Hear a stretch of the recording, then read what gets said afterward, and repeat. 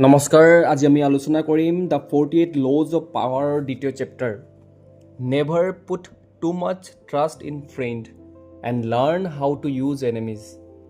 এই চেপ্টাৰত ৰবাৰ্ট গ্ৰীণে বন্ধুৰ বিশ্বাসযোগ্যতা আৰু শত্ৰুৰ উপযোগিতাৰ কথা উনুকিয়াইছে। আজি আমি ভল্টেয়াৰৰ এটা উক্তিৰে আৰম্ভ কৰোঁ। ভল্টেয়াৰে কৈছিল, o' God, please protect me from my friends, I will protect myself from my enemies. Robert গ্ৰীণৰ এই চেপ্টাৰটো আমি আৰম্ভ কৰোঁ। এটা কাহিনী কওঁ। নৱম শতিকাৰ কথা। বেঞ্জেণ্টাইন সাম্ৰাজ্যত এজন যুৱক সম্ৰাট আছিল। তেওঁৰ নাম আছিল মাইকেল তৃতীয়। তেওঁৰ বয়স খুব কম, অভিজ্ঞতাও কম, কিন্তু হাতত বিশাল সাম্ৰাজ্যৰ ক্ষমতা। মাইকেলৰ চাৰিওফালে ৰাজনীতি, ষড়যন্ত্ৰ আৰু ক্ষমতাৰ খেল চলি আছিল। তেওঁৰ খুৰা বাৰদাছ আছিল ৰাজ দৰবাৰৰ অতি শক্তিশালী ব্যক্তি। মাইকেল যিহেতু বয়সত সৰু আছিল, গতিকে তেওঁ সিংহাসনত বহিছিল যদিও বাস্তৱত বহু কথাত তেওঁ বাৰদাছৰ ওপৰত নিৰ্ভৰ কৰি আছিল। এদিনৰ কথা, মাইকেলে ৰাজকীয় ঘোঁৰাশাললৈ গৈছিল। তাতে এজন তেওঁ দুখীয়া ঘোঁৰা চোৱা ল'ৰাক দেখিলে। ল'ৰাজনৰ নাম আছিল বেচিলিয়াছ। বেচিলিয়াছ দেখাত সাধাৰণ আছিল, কিন্তু ল'ৰাজন খুবেই সাহসী ল'ৰা আছিল। সেই ঘোঁৰাশালত এটা বনৰীয়া ঘোঁৰা নিয়ন্ত্ৰণৰ বাহিৰ হৈ গৈছিল আৰু ঘোঁৰাটোক কোনো মানুহে নিয়ন্ত্ৰণ কৰিব পৰা নাছিল। কিন্তু এই বেচিলিয়াছ দেখাত সাধাৰণ লগা ল'ৰাজন তেওঁ নিজৰ প্ৰাণকো তেওঁ চিন্তা নকৰি সেই বনৰীয়া ঘোঁৰাক নিয়ন্ত্ৰণ কৰিবলৈ জঁপিয়াই পৰিছিল আৰু তেওঁ নিয়ন্ত্ৰণ কৰিছিল। বেচিলিয়াছে সেই ঘোঁৰাটোক অতি সাহসেৰে নিয়ন্ত্ৰণ কৰি বান্ধি দিলে। মাইকেলে চাই আছিল দূৰৰ পৰা। মাইকেলে তেওঁক সাহসিকতা চাই মুগ্ধ হ'ল। মাইকেলে ভাবিলে, এই ল'ৰাজনৰ সাহস আছে, এই ল'ৰাজন সাহসী।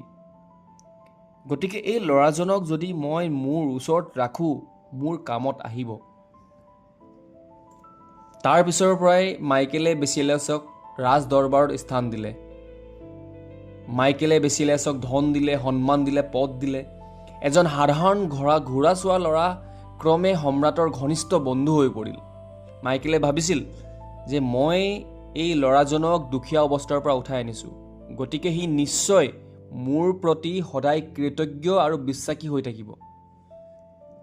কিন্তু এটা কথা মনত ৰাখিব, ক্ষমতাৰ জগতত কৃতজ্ঞতা অস্থায়ী হয়, ই স্থায়ী নহয়। সময়ৰ লগে লগে বেচিলিয়াছৰ মনো সলনি হ'বলৈ ধৰিলে। যিজন মানুহে আগতে সম্ৰাটৰ সহায়ত উঠি আহিছিল, উন্নতি কৰিছিল, সেই মানুহে এতিয়া অধিক ক্ষমতা, অধিক ধন আৰু অধিক প্ৰভাৱ বিচাৰিবলৈ ধৰিলে। কিন্তু এই বেচিলিয়াছৰ এটা ডাঙৰ সমস্যা আছিল বাৰদাছ। বাৰদাছ আছিল মাইকেলৰ আংকল। বাৰদাছ থাকিলে তেওঁ গম পাইছিল যে বেচিলিয়াছে সম্পূৰ্ণ ক্ষমতা লাভ কৰিব নোৱাৰিব। সেয়ে বেচিলিয়াছে মাইকেলৰ কাণত সন্দেহ ঢালিবলৈ আৰম্ভ কৰিলে। তেওঁ মাইকেলক ক'বলৈ আৰম্ভ কৰিল যে আপোনাৰ খুৰা বাৰদাছ আপোনাৰ শত্ৰু।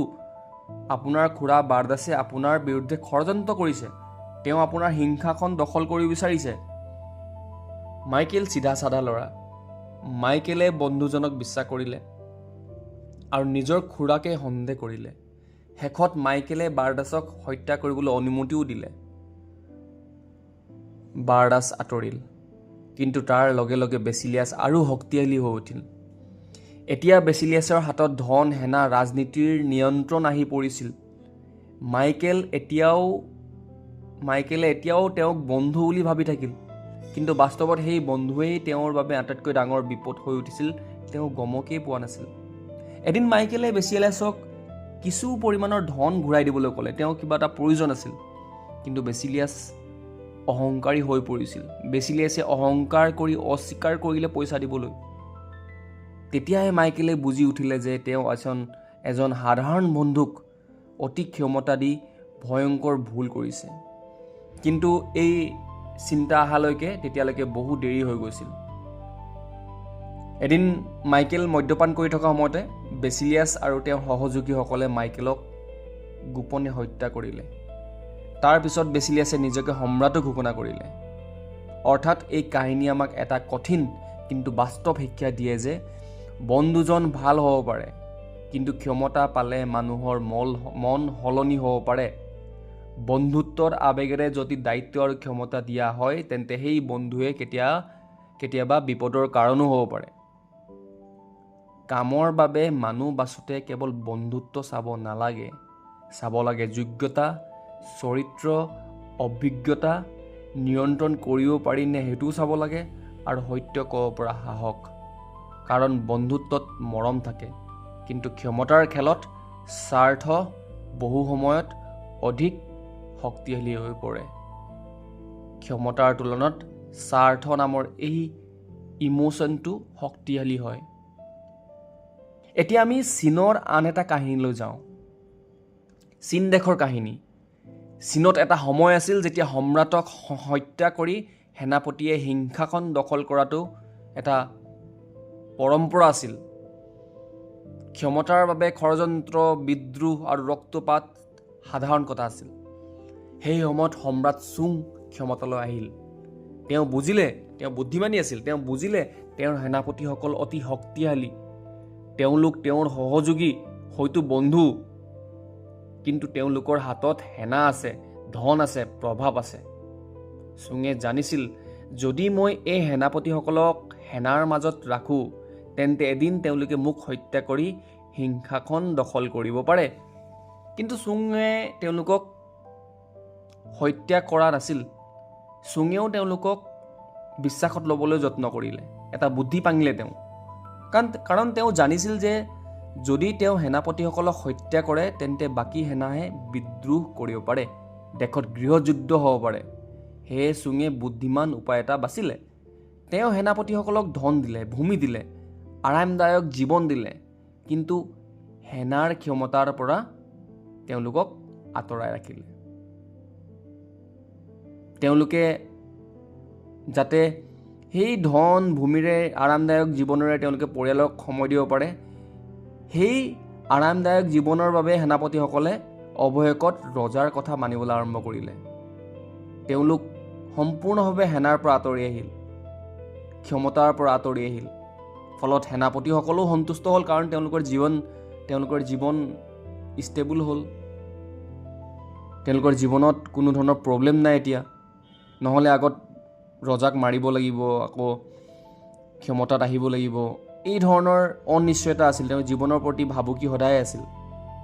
কিন্তু এতিয়া তেওঁলোকক জীৱনৰ বাবে যিবোৰ প্ৰয়োজনীয় ধন, ভূমি, আৰামদায়ক জীৱন সকলো পালে। এতিয়া সেনাপতিসকল সন্তুষ্ট, তেওঁলোকে বিদ্ৰোহ নকৰিলে। সম্ৰাটৰ সিংহাসনো সুৰক্ষিত হ'ল, দেশত ৰক্তপাতো নহ'ল, আৰু সেনাপতিসকলো সন্তুষ্ট হৈ থাকিল। এইটোৱে কৌশল। শত্ৰুক যে সদায় ধ্বংস কৰিব লাগে এনেকুৱা নহয়।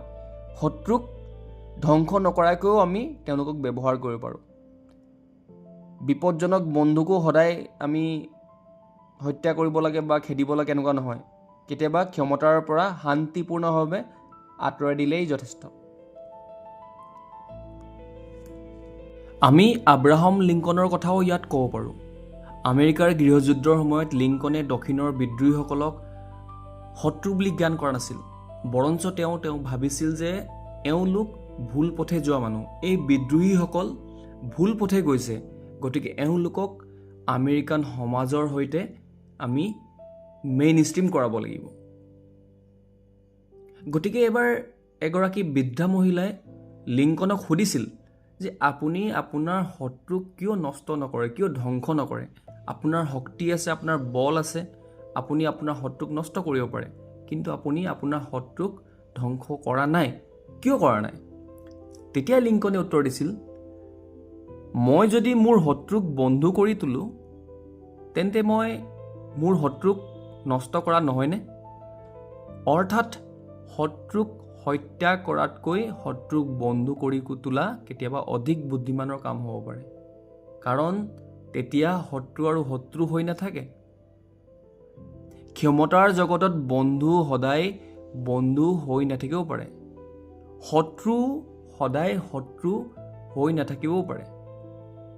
অৱশেষত ৰবাৰ্ট গ্ৰীণে এই কথাকে আমাক কৈছে যে বন্ধুক অন্ধভাৱে বিশ্বাস নকৰিবা, শত্ৰুকো অন্ধভাৱে নাকচ নকৰিবা। মানুহক ব্যৱহাৰ কৰিব লাগে, মানুহক ব্যৱহাৰ কৰিব লাগে বুদ্ধিৰে, আৱেগেৰে নহয়।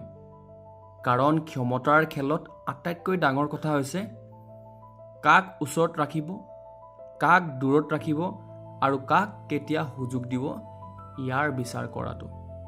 ধন্যবাদ।